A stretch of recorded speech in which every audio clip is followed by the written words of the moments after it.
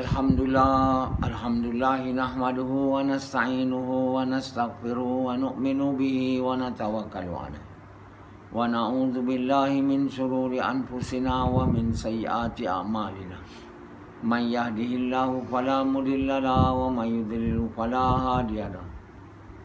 Asyhadu an la ilaha illallah wa asyhadu anna Muhammadan abduhu wa rasuluh. Sallallahu alaihi wasallam tabaraka wa sallama tasliman kasiran kasira amma ba'd. Bismillahirrahmanirrahim. Wa man ahsanu qawlan mimman da'a ila Allah wa amila salihan wa qala innani minal muslimin. My dear brothers and respected elders, Allah subhanahu wa ta'ala will not punish us until and unless we disobeyed Him. We bluntly, disobeyed Him. Willingly disobeyed Him. He doesn't want to punish us. He doesn't want to put us in the hellfire. He's a lover. He's a great lover.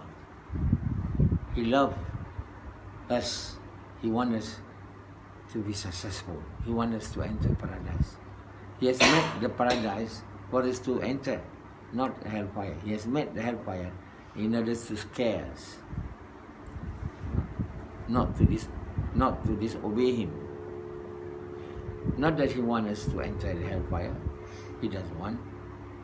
You see, He wants us to enter paradise, but we are the one who wants to enter paradise, who wants to enter hellfire, like Yazid.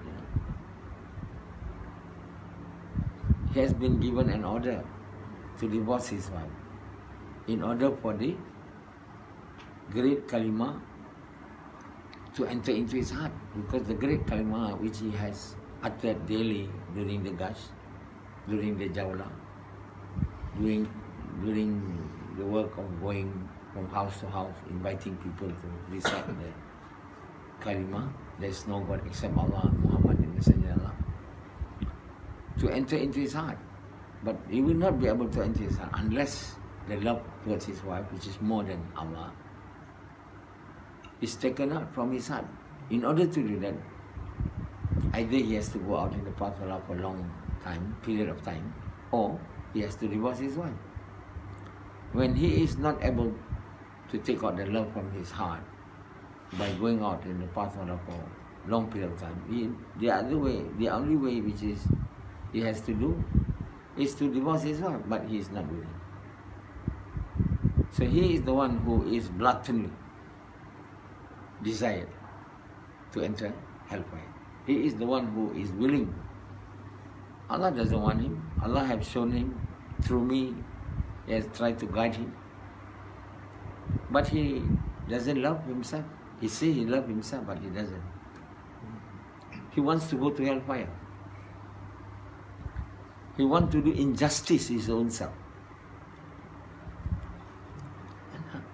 His body not supposed to go to hellfire to be burned, and he doesn't need to drink the boiling pus.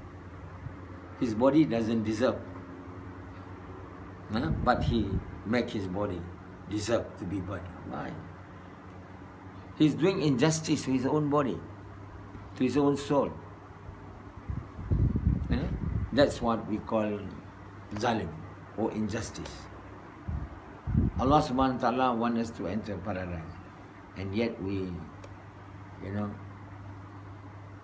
working so hard to make ourselves to be thrown into the hellfire. What is this? Isn't it crazy? Isn't it insane? It is crazy, it's insane that we do harm to our own soul, to our own body, because we want to be thrown into the hellfire. We want to disobey Allah, like Yazid and many people of the world. Not many, almost all. Is Yazid realizing this fact? Why he wants to harm his own soul and his own body? When he disobeyed the order of Allah, willingly, after being shown This is the order which will make the love of your wife to come out from your body, from your soul, and the love of Allah to enter. You have to do this. Then only you become the true believer of the good deeds. And then you'll be able to enter paradise and to be saved from hellfire. But if you wish not to follow, to obey, that means you want to enter the hellfire. When you want to enter the hellfire, it means you are doing injustices to your own soul and to your own body. You're doing zalim or injustices. You shouldn't do zalim to your own soul. You should be kind to your soul, to your body, isn't it so? We should be kind. But when we are not kind, and when we are doing injustices to our own soul and body, it means you are insane. We are men who are not worth to be living, not worth.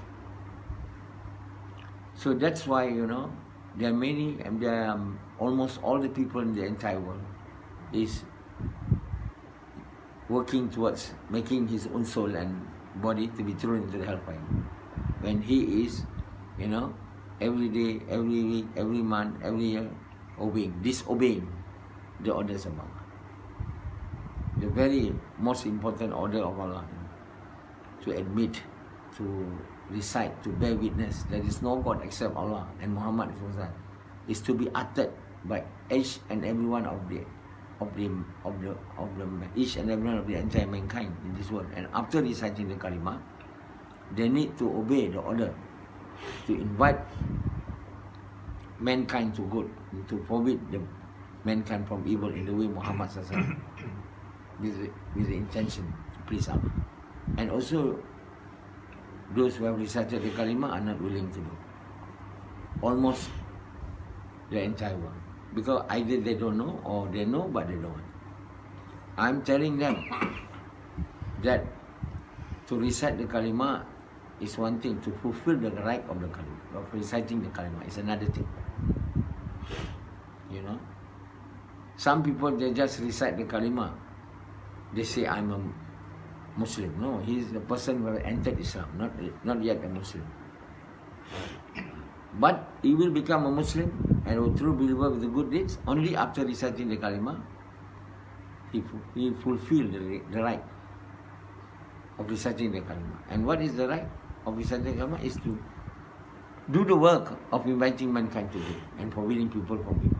But all those people in the whole world now, you just ask them, do you do dawah or you do work of inviting people to good, forbidding people evil? He said no. So he is just reciting the kalima. That means he has purposely wanting to enter hellfire. When you are only a person who have entered Islam, you will not go to Jannah. You will never be. Even if you have believed in Allah, not to the level which Allah is pleased, not to make you not to become the true believer of good deed, you will enter the hellfire. So that's why Yazid, I told him, if you fail to become the true believer of good deeds, you just become a believer, you will enter the hellfire.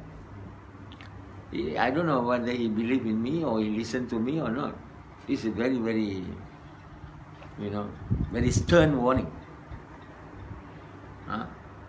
I'm not saying without evidence.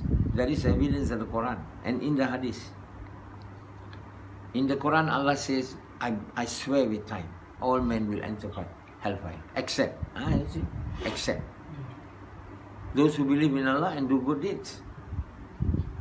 What is the interpretation of this verse of the Quran? It means all people will go hellfire unless the person is able to become the true believer of the good deeds. And in order to become the true believer of the good deeds, it's not by chance. It's not by inheritance. You have to do the work. What is the work? Allah says in that verse of the Quran, وَتَوَاسَوْا بِالْحَقِّ. To invite people to the truth, to remind people about the truth. What is the truth? The truth is La ilaha illallah Muhammad Rasulullah. And to do the work with patience. وَتَوَاسَوْا بِالصَّبْرِ. With patience means with steadfastness. And in whatever condition it will be, whether it's or sad or happiness, with wealth or poverty, or whatever it is, You have to continue doing the work until you die. That is patience. Yeah? You must do the work the way Muhammad SAW. You must do the work with sincerity. You must do the work with ihsan and with itisab, if it is possible. But at least with sincerity. Then only you will be able to achieve your goal, to become the true believers with good deeds. Otherwise, you will never be. And if you don't become a true believer with good deeds, I told Yazid, you will enter hellfire. You cannot enter paradise. And to be saved from hellfire. And Yazid continued, to disobey me and to disobey Allah for almost 10 years. That means he is really willing to enter hellfire. He doesn't know what is hellfire. He should know, and he should have the belief in his heart, to the level which Allah is pleased, that the hellfire is not a place to be entered, by anyone, even a minute, even a second. The fire, the heat of the fire of hellfire is so severe. Even 170 of the fire of hellfire being assimilated to the earth. Even a bit of it being made to burn, to be burned, anything will burn the whole world. So we are not to say, I can go to hellfire. It's not like a dark room. It's not like a heated room, that you can still bear the heat. It's not like that. It will burn your skin, and after it's destroyed, it will be, the skin will again be made to grow, and then to be burned again, to grow, to be burned again. And you will not be given any drink except a boiling pass and a food.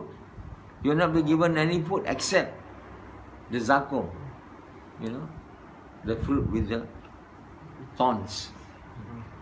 You do not like to eat, but you have to eat. You do not want to drink, you have to drink. And when you drink the water, it will slashes and cut all your throats and your intestine. And you have no time to see your wife, to see your father, mother, who is also probably in the hellfire. And what more, you cannot see them if they are in paradise. You living in agony, in pain, in sorrow, screaming, nobody is hearing.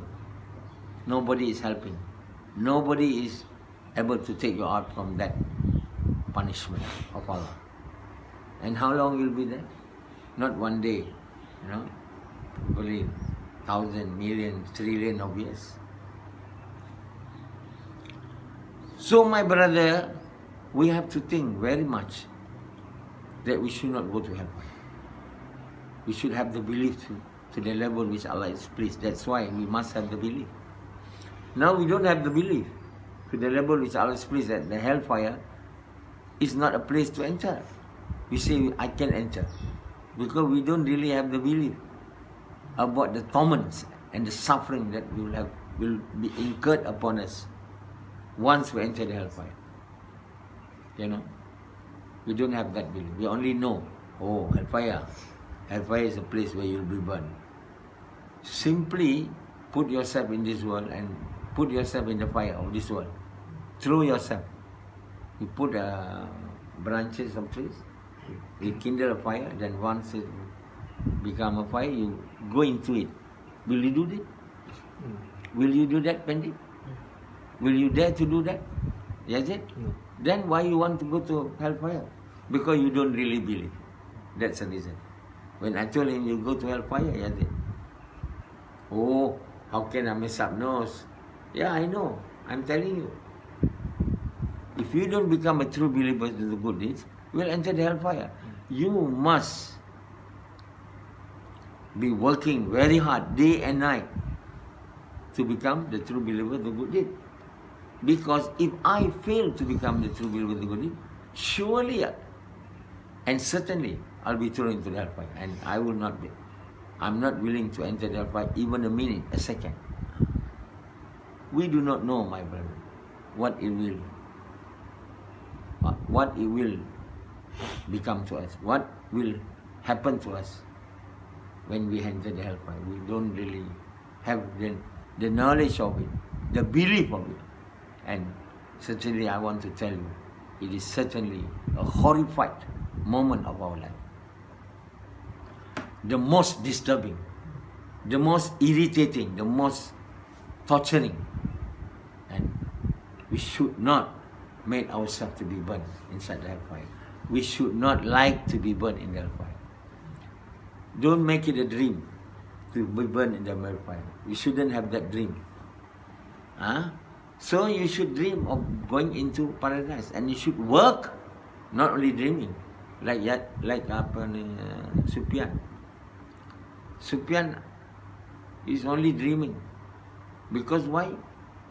His deed doesn't show that he wants to enter paradise. I told him, do you pray tahajjud? He said no. I think he never prayed tahajjud. Have you prayed tahajjud, Sufyan? Since to this date? Never. He's now 40 over. He never even prayed tahajjud. When I told him to pray tahajjud for more than 10 years. All of you, isn't it? I'm telling you, 5 things that you should do every day without fail. 1 is to do gash, to do jawla, to invite the people to good, forbidding people from evil in the way of Muhammad Sallam. You go from house to house. That you must do every day without fail. 2nd, you must pray tahajjud every day without fail. Without fail, I told you. And what happened to Sufyan? He obeyed me? Sufyan? No. No. Pendi? Yes. Yes. Azri? Sometime. Yazid? Yeah. Rashidi? Many times. Sometime, Samad? Yeah. So some of you say yes, some of you say sometime. And Sufyan said no. Never. So he is actually an example of a person who wants to go to hellfire. I'm telling you. You think he can go to paradise without making tahajjud, without doing gash daily? And the 3rd thing, he has to pray 5 times with Jamaat. Did you obey that? Sometimes. With Jamaat. And the 4th thing, you must read Quran without fail. Every day. My Quran, my interpretation of Quran. You have to read. Because it's already finished now. That Quran you must read. The Arabic one and the interpretation.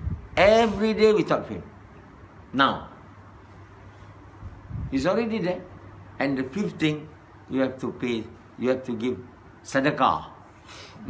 Maybe not every day, but most of the days. To the poor and the needy. If you do these 5 things, with steadfastness and istiqamah. It never mentioned in hadith or in Quran in this order. I'm telling you from my understanding. Then Allah will take out the love out of your body, out of your soul,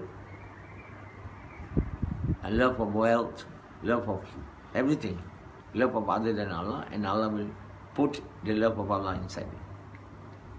And you'll be able to understand what Allah wants. And you'll be able to obey Allah the way He likes. Then you'll become the true believer of the good deeds. And later a time will come where you probably may become the lover of Allah. And this is the thing that we must do every day. Of course we don't fast every day. Don't need to fast every day. Fast in the month of Ramadan. And some days probably. I don't tell you that. I don't tell you to go to Hajj every day. Only once in a lifetime. But these 5 things, to do gash or jawla, inviting people to good, forbidding people from evil every day, at least minimum 45 minutes. You have to pray night prayer, tahajjud. I don't know, almost, if possible, 13 rakats. 8 tahajjud and 5 witir. If possible. And the third one, you must, pray 5 times salat with jama'ah in the mosque or in the surah or whatever place. You shouldn't miss salat with jama'ah. Anyway, whether you are traveling or you are at home. So you must travel with friends, not alone, with companions. And the third thing, you must, you must read Quran. At least, if you can't, if you cannot read one juz a day, which is too long. You can read half a juz. You can read quarter of a juz, or 1/8 of a juz. See? To read it, to read the interpretation of it, to understand it. And probably you will be able to do that nicely at night when nobody is disturbing you. That's why it is good to read Quran before tahajjud or after tahajjud. And you see how long you'll spend out of your bed. You have to sacrifice your bed. You sleep little. It is mentioned in the Quran, this believer, they are the people who leave their bed, not stuck with the bed, like Sufyan. I said, what time you wake up, Sufyan? He said 6 o'clock. 6 o'clock you can't do tahajjud. Because fajar entered at 5:49. You wake up at 6 o'clock because we have a prayer here at 6:30. If we are not praying here, we are praying in the mosque. If not of this COVID, then Sufyan will not pray. So for so long he has been following me, he has not been improving. Because why? The very reason, because he wants to go to hellfire. He doesn't want to suppress his desire. And trying to follow what I said. You must try to follow. If you don't try, and you just hear, don't try to follow, you are not trying to suppress your desire, and you will never be able to become the true believer of the good deeds. Even you are listening to me, sitting with me for years, hours, you will not make any difference to your soul. Your soul remains dark, like Sufyan. His countenance with me has been going on for so many years, isn't it? What happened to his soul? Still dark as ever. What happened to his soul? What happened to his soul, Samad? Dark. Loudly. Dark. No. As dark as ever, As dark as ever. The very one reason why he doesn't become a person with a shining and bright shining and soul is because he disobeyed almost all what I have said and I told him to do. So anybody can help him? Is there anybody can help him? Because he has chosen not to obey, and it means he is doing harm to his own soul. And Allah is very much angry with him because he has been told the truth, yet he disobeyed. Yet listen the truth like Yazid, yet disobey. That means that person is really wanting to go to hellfire, If somebody doesn't know and he disobey, he can be forgiven, probably. Like Fendi, He was not with me. He's only coming to be with me and listening to his lecture only since few years ago. How many years? 2 years. 2 years. It's okay. Probably before that, he do many evils. He didn't pray tahajjud. He didn't do gash. Isn't it? You do gash every day? No. You pray tahajjud? No. You pray 5 times in the mosque? With Jamaat? Sometimes. It's not almost. You pay zakat? No. Or you pay charity? You give sadaqah? No. Okay, maybe forgiven. But after he has known the fact that he needs to do that, and yet he disobey, cannot be forgiven, like Sufyan. So Sufyan thinks that I can only listen. I don't have to obey. This is not what is required. You have become like the Jews. The Jews are believer people. They used to be a believer. The Jews, you know. They just become like Sufyan, but they disobeyed. Then when they disobeyed, Allah blocked their hearts. When they don't do the work of inviting people to good, forbidding people from evil, there's a very grave offense for anybody who recite the kalima and they don't do the work of inviting people to good and forbidding people to evil. In the way Muhammad SAW has done. It's a very grave offense. And that offense, you know, will make their heart to be blocked. Their heart to be painted with darkness. Unable to see the truth. When they read Quran, they are not able to understand what Allah wants. They will never be able to obey. That's called when Allah subhanahu wa ta'ala make their heart corrupted. And Allah cursed them. You see? When you disobey the first one. To spend daily 45 minutes time at least to 1.5 hours to go from house to house inviting the people to recite the kalima and inviting the people to do the work of inviting people to good and forbidding people from evil. To the non-believers, we must invite them to recite the kalima. After they reciting the kalima, after they have recited the kalima, we have to invite them to do the work of dawah. On the spot, at that time, not to wait until 1 month. Must do that. After they have recited the kalima, we must ask them, can you come with us to do gash? For those who have recited the kalima, we remind them about the kalima, the meaning kalima, and then we invite them to do the work of dawah or the work of inviting people to good, forbidding people to evil at that moment, not after 1 month, after we tell them, can you come? You know? If we do this, and then only it's correct. Understand? We must tell them, if you want to do this work, you come now, or you can come later.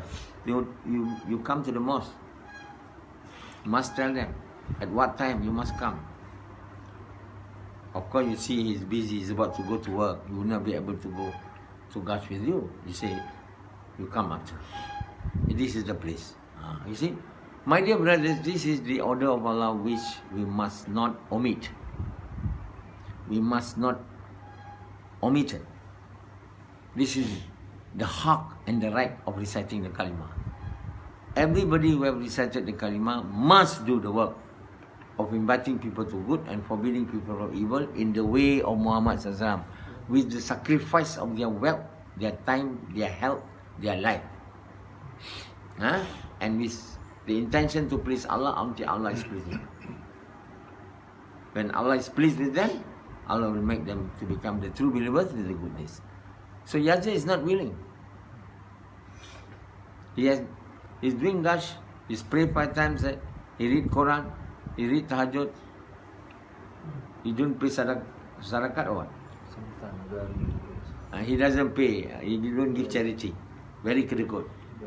In Malaysia we call kedekut. Kedekut means stingy. And similarly like Rashidi also. I said, you give charity? I'm also poor. That's always the answer. That's always the answer has given to me. Are you giving charity? No, I'm poor. That's not should be the answer. It's stupid. The order doesn't say, you know. Of course you're poor. If you give charity, it's even better, you know. Allah says they deprive themselves of their needs in order to give to others.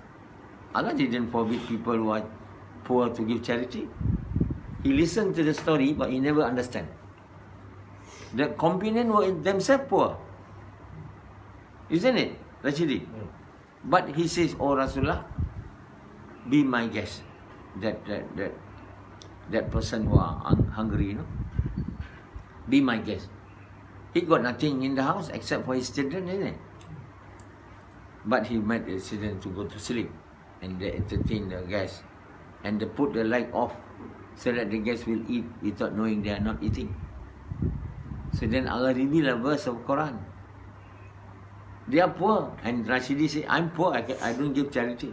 Nonsense, I told him, charity doesn't mean you are rich. You have a love for mankind. You have a love to help people, even you are poor. Even if you have a lot of wealth, certainly you have to. Definitely, when Allah then will get angry with you. So don't become just a normal person, extraordinary people.